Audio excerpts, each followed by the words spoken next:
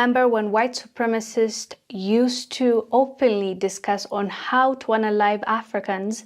This tells Mr. Buckley why I think one can't deal constructively with questions like the one you were asking about what about setting up a program to kill half the people in Africa. Yeah. I think we should, you see, I set up an even wider thing, and I say this leads me to an absurdity.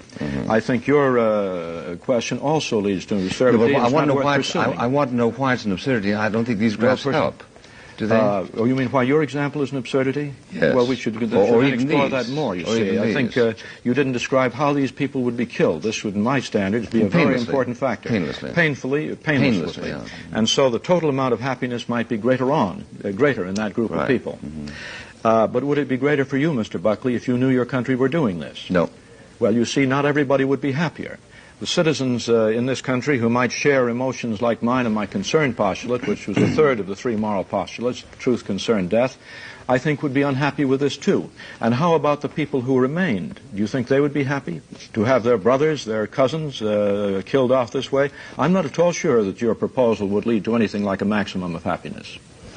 Well, again, this would be a postulation. If one assumes that there are two people in a room both starving to death, and the disappearance of one ends the problem of starvation for the other, there is, I think, almost a biologically ineluctable well, this gets close to the problem solved by this, what was it, a basketball team in the Andes? Yes. In which they were reduced to cannibalism, and they did a lot of soul searching, and I have no quarrel with what they had to they ate corpses. Yeah. Well, the same thing could happen, you see, in the other area. And it might be that a group of people would gather together and they'd say, we have a contribution.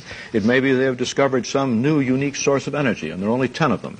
And if they don't arrive back, they know that some part of civilization will be greatly damaged by this loss. Even though that video you just watched was from a long time ago, that sentiment is still alive, even though some of them have changed up their vocabulary or are giving us what they're talking about in a different way, like forced sterilization. We've talked about this before.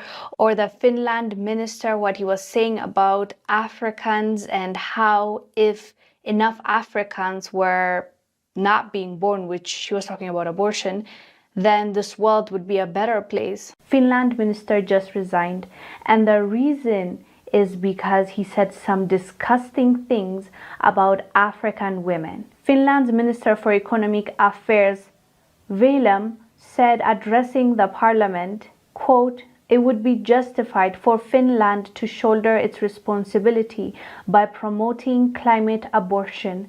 Climate abortion would be a small step for a person, but a giant leap for humanity." He said the solution for the climate crisis is to give more abortions to African women.